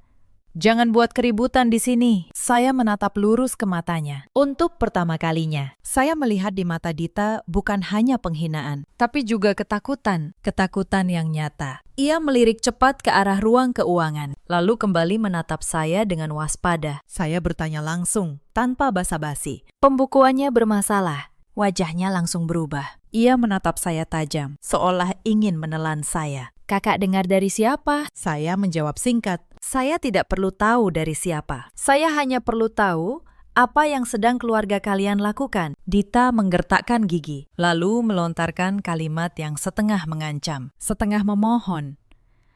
Kakak jangan ikut campur. Kalau kakak buka mulut, kakak juga tidak akan bersih. Kalimat itu seperti tamparan. Saya tiba-tiba mengerti hal yang mengerikan. Mereka sudah menyiapkan cara untuk mengikat saya. Meskipun saya tidak melakukan apa-apa, saya menatap Dita. Suara saya dingin. Saya tidak takut. Saya hanya takut menjadi bodoh. Ia hendak bicara lagi, tapi pintu ruang keuangan terbuka. Salah satu tim pemeriksa keluar. Tatapannya menyapu kami. Dita langsung menarik saya menjauh, berbisik cepat. Pergi. Apa kakak mau mati bersama kami? Saya tidak menjawab. Saya hanya menatap sekali lagi ke koridor panjang, di mana para karyawan menunduk bekerja dalam kecemasan. Lalu saya berbalik dan keluar dari kantor. Hati saya seperti batu, dan saya tahu badai yang sebenarnya baru saja dimulai. Meninggalkan kantor hari itu, saya tidak langsung pulang. Saya mampir ke sebuah warung kecil, duduk di sudut yang tersembunyi, memesan es teh, sekedar alasan untuk duduk. Pikiran saya kacau. Saya bukan ahli pembukuan kelas tinggi, tapi saya pernah bertahun-tahun menjadi staf keuangan. Saya tahu bagaimana sebuah jerat dokumen dirakit, dan saya mulai mengerti. Masalahnya bukan lagi soal gudang. Di balik villa 8 miliar itu, ada sesuatu yang jauh lebih besar, dan saya berisiko terseret ke dalamnya. Tepat saat saya termenung, ponsel saya bergetar. Nomor tidak dikenal. Saya ragu, tapi firasat mendorong saya mengangkatnya. Di seberang, suara seorang pria paruh baya terdengar. Bicaranya cepat, tapi hati-hati. Anda istri dari Pak Reza. Saya kenalan yang biasa mengurus berkas keluarga itu. Tolong dengarkan saya kali ini saja. Setelah itu, terserah Anda. Saya belum sempat bertanya. Pria itu melanjutkan, pelan. Villa yang keluarga Anda beli, uangnya belum tentu bersih. Ada dana yang belum lunas. Ada pinjaman jangka pendek yang dipakai menutupi. Kalau tim pemeriksa menelusuri lebih dalam, rumah itu bisa disita. Saya membeku. Tangan saya menggenggam ponsel. Pria itu menambahkan satu kalimat lagi yang terasa seperti tusukan. Sertifikat atas nama ibu mertua Anda itu bukan untuk gagah-gagahan. Itu untuk melimpahkan semua risiko pada satu orang agar yang lain bisa selamat jika diperlukan. Lalu ia menutup telepon. Saya duduk terdiam cukup lama. Es teh di depan saya sudah mencair, tapi punggung saya tetap dingin. Saat itu semuanya terangkai lebih jelas. Kenapa Bu Sutina bersikeras sertifikat atas namanya sendiri? Kenapa mereka terburu-buru pindah? Kenapa saya disingkirkan di hari pertama? Mereka tidak hanya ingin menghina saya, mereka ingin memisahkan saya dari hal-hal berisiko. Atau lebih buruk, mereka ingin saya tidak melihat terlalu banyak. Tapi yang paling membuat saya panik adalah perkataan Pak Gunawan. Ada berkas atas nama saya. Artinya, entah saya di dalam atau di luar villa, saya tetap bisa diseret ke masalah ini jika mereka mau. Malam itu, saya tidak tidur. Tapi kali ini bukan karena sedih. Otak saya bekerja dengan dingin. Saya membongkar ingatan saya satu persatu. Dan di sanalah saya menyadari sesuatu yang mereka lupakan. Mereka lupa sebelum saya menikah, saya bekerja di bidang keuangan. Mereka lupa.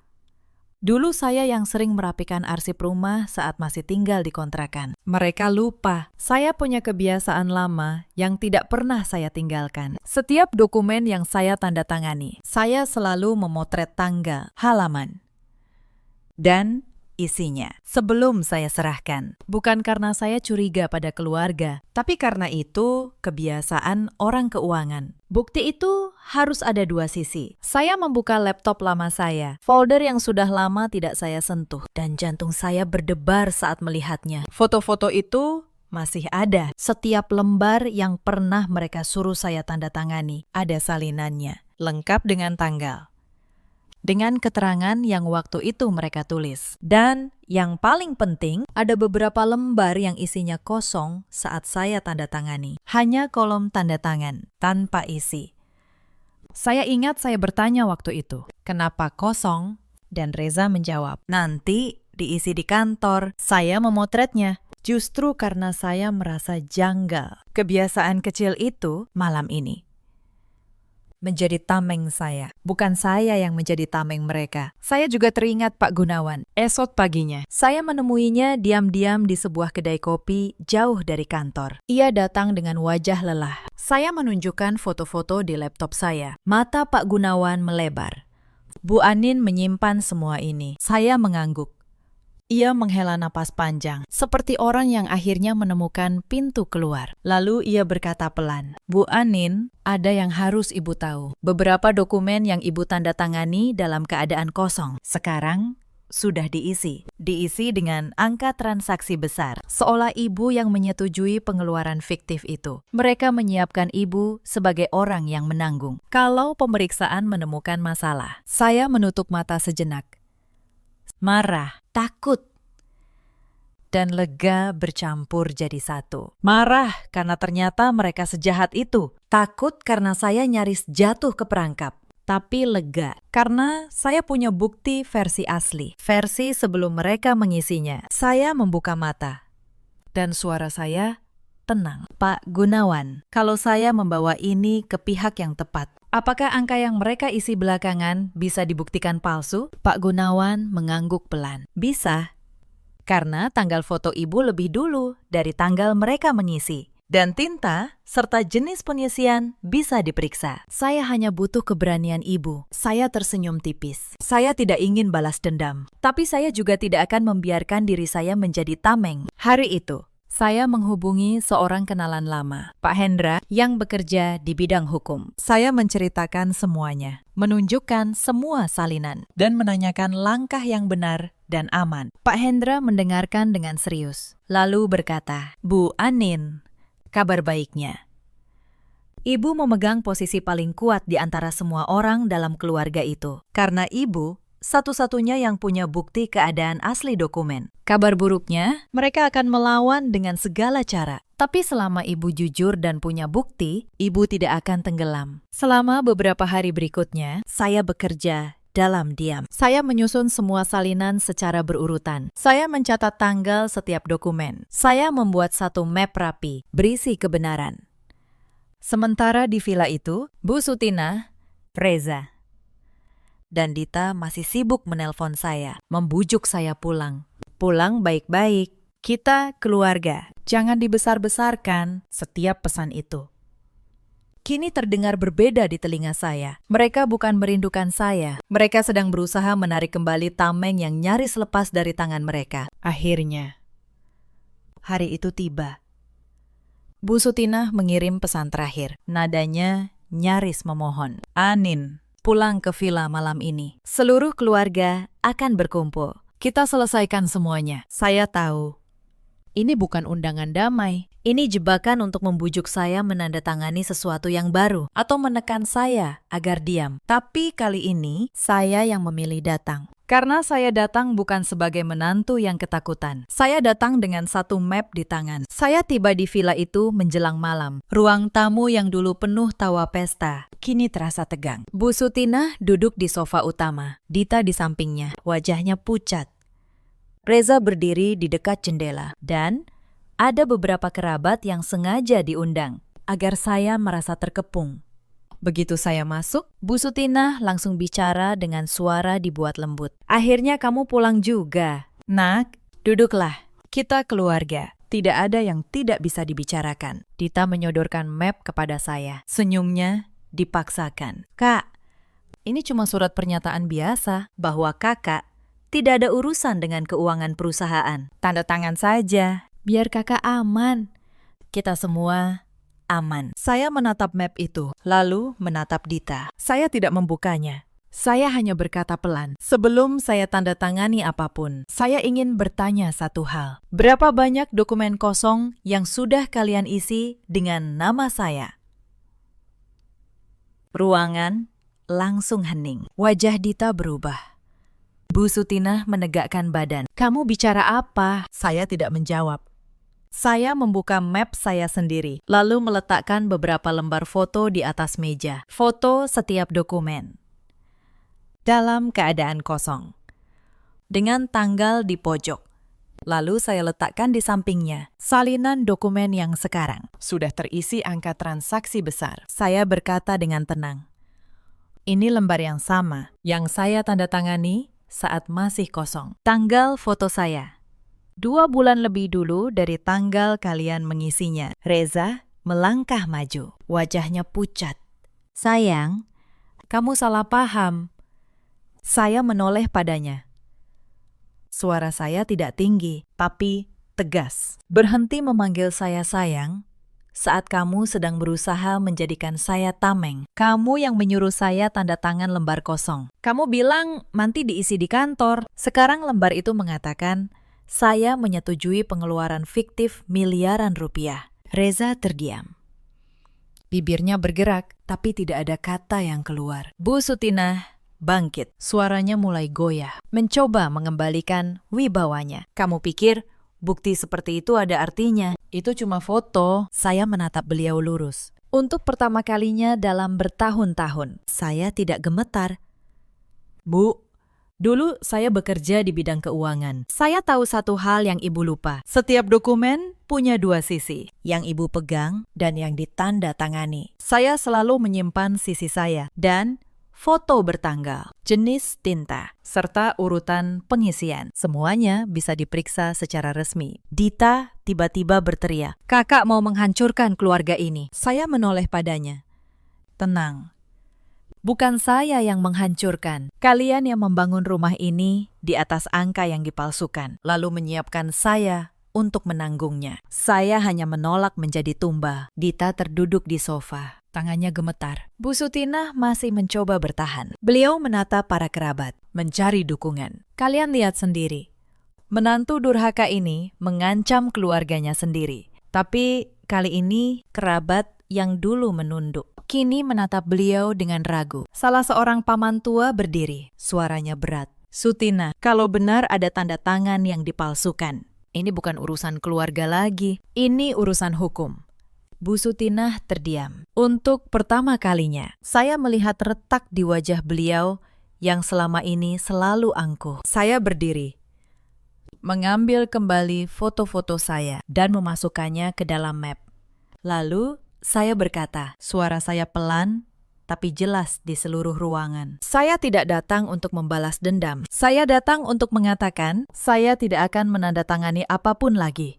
Dan jika ada satu saja dokumen palsu atas nama saya yang kalian serahkan ke pemeriksa, saya akan menyerahkan versi aslinya, beserta keterangan lengkap, ke pihak yang berwenang. Bukan untuk menjatuhkan kalian, tapi untuk menyelamatkan diri saya dan anak saya. Reza menunduk. Suaranya parau. Anin, lalu kami bagaimana? Saya menatapnya. Untuk terakhir kalinya, saya merasa kasihan, tapi tidak lagi terikat. Mas, selama bertahun-tahun, setiap kali aku terhina, kamu selalu memilih ketenanganmu sendiri. Sekarang giliranku memilih. Aku memilih diriku. Saya berbalik, lalu berjalan menuju pintu. Tidak ada yang berani menahan saya. Di ambang pintu, saya berhenti sejenak. Bu Sutinah berkata, suaranya hampir berbisik. Kamu benar-benar tega meninggalkan keluarga ini di saat seperti ini? Saya menoleh sekali lagi. Bu, keluarga tidak menyiapkan gudang di sebelah toilet untuk menantunya. Keluarga tidak mengisi lembar kosong dengan nama orang yang dipercayanya. Yang ibu sebut keluarga. Hanya alat agar saya tetap bisa dikorbankan. Saya melangkah keluar dari gerbang tinggi itu untuk yang terakhir kalinya. Beberapa minggu setelah malam itu, kabar mulai berdatangan. Pemeriksaan pajak menemukan banyak ketidaksesuaian dalam pembukuan perusahaan. Beberapa kontrak besar yang dulu dibanggakan, ternyata pembayarannya bermasalah. Pinjaman jangka pendek yang dipakai membeli villa harus dilunasi lebih cepat dari yang mereka kira. Saya tidak ikut campur. Saya hanya menyerahkan keterangan jujur saat ditanya, beserta salinan asli dokumen saya, agar nama saya bersih. Dan itu cukup, karena bukti saya jelas. Pemeriksa memahami bahwa saya bukan bagian dari kecurangan itu. Saya keluar dari pusaran itu tanpa noda. Villa 8 miliar yang dulu gemerlap, akhirnya terpaksa dijual untuk menutupi kewajiban. Bu Sutinah, yang seumur hidup berkata semuanya miliknya, kini harus menanggung sendiri konsekuensi dari sertifikat yang ia paksakan atas namanya. Risiko yang dulu ia kira ia limpahkan ke orang lain, kembali kepadanya. Gita, yang dulu memilih kamar utama dan menyuruh saya tidur di gudang, kehilangan gaya hidup yang ia banggakan. Saya dengar ia kini bekerja keras dari nol. Untuk pertama kalinya dalam hidupnya, Reza beberapa kali mencoba menghubungi saya. Pesannya berubah dari membujuk menjadi menyesal. Lalu memohon, Anin, maafkan mas, masalah. Mas terlalu takut pada ibu. Saya membaca pesan-pesan itu dengan tenang. Saya tidak membenci Reza, tapi saya juga tahu lelaki yang berkali-kali memilih ketenangannya di atas harga diri istrinya tidak akan berubah hanya karena ia kalah. Saya membalas singkat, kita sudahi dengan baik-baik, demi Kayla. Lalu, saya mengurus perceraian secara resmi, tanpa pertengkaran, tanpa drama. Saya tidak menuntut harta, saya hanya menuntut satu hal, hak asuh anak saya, dan saya mendapatkannya. Saya kembali tinggal bersama ibu saya untuk sementara. Beberapa bulan kemudian, kantor akuntan tempat saya dulu bekerja menerima saya kembali. Mereka tahu reputasi saya, tahu ketelitian saya. Saya mulai dari awal, tapi kali ini dengan kepala tegak. Setiap pagi, saya mengantar Kayla ke sekolah, lalu berangkat kerja. Gaji saya tidak sebesar omset villa itu, tapi setiap rupiah yang saya bawa pulang adalah milik saya. Bersih, tanpa jerat, tanpa rasa takut. Suatu sore, saya pulang membawa belanjaan sederhana, ikan goreng, sayur asem, dan sambal terasi. Ibu saya memasak, Kayla bermain di lantai, dan saya duduk di meja makan kecil kami. Tidak ada tangga marmer, tidak ada lampu kristal. Tapi untuk pertama kalinya, dalam bertahun-tahun. Saya merasa benar-benar punya tempat di mana saya dianggap sebagai manusia. Kadang saya teringat malam saya menyeret koper keluar dari villa itu. Saya pikir saat itu saya kehilangan segalanya. Padahal saya justru baru menemukan diri saya. 99 panggilan tak terjawab itu dulu membuat saya merinding. Sekarang saya mengerti. Itu bukan suara orang yang menyayangi saya. Itu adalah alarm dari orang-orang yang panik kehilangan kendali atas tameng mereka. Cerita ini mengajarkan satu hal. Kebaikan tidak selalu dibalas dengan kebaikan. Kesabaran yang tidak punya batas hanya akan dibaca sebagai izin untuk terus menindas. Jangan pernah menandatangani sesuatu yang tidak kamu pahami hanya karena diminta orang yang seharusnya kamu percaya. Dan jangan pernah membiarkan dirimu menjadi tameng bagi kesalahan orang lain, sebaik apapun niatmu. Di luar sana, ada banyak perempuan yang seperti saya dulu. Mereka diam karena ingin menjaga keutuhan keluarga. Mereka mengira jika cukup sabar dan tidak menuntut, suatu hari mereka akan dihargai. Untuk kalian, saya ingin berkata, diam tidak selalu melindungi. Kadang diam hanya membuatmu menjadi orang yang paling mudah dikorbankan. Menjaga harga diri bukanlah kedurhakaan. Itu adalah cara mencintai dirimu sendiri. Di luar sana, ada juga banyak suami seperti Reza. Mereka tidak jahat, tapi terlalu takut memilih dan ketakutan untuk memilih. Pada akhirnya, tetaplah sebuah pilihan. Pilihan untuk membiarkan orang yang seharusnya mereka lindungi berdiri sendirian. Dan ada pula para ibu mertua seperti Bu Sutina. Mereka mengira kendali adalah kasih sayang. Mereka mengira dengan memegang semua harta dan semua nama, mereka memegang seluruh keluarga. Padahal yang mereka pegang hanyalah ketakutan. Dan ketakutan, cepat atau lambat, akan runtuh sendiri. Dalam hidup, kita selalu punya pilihan. Antara bertahan di tempat yang menghancurkan kita demi terlihat utuh, atau pergi demi menyelamatkan harga diri kita. Saya memilih pergi, dan saya tidak pernah menyesalinya. Jika kalian punya kisah seperti ini, ceritakanlah di kolom komentar. Mungkin cerita kalian akan menguatkan seseorang di luar sana yang sedang merasa sendirian. Terima kasih sudah menemani saya sampai akhir. Sampai jumpa di cerita berikutnya. Jaga diri kalian. Dan jangan pernah biarkan siapapun membuat kalian merasa tidak berharga.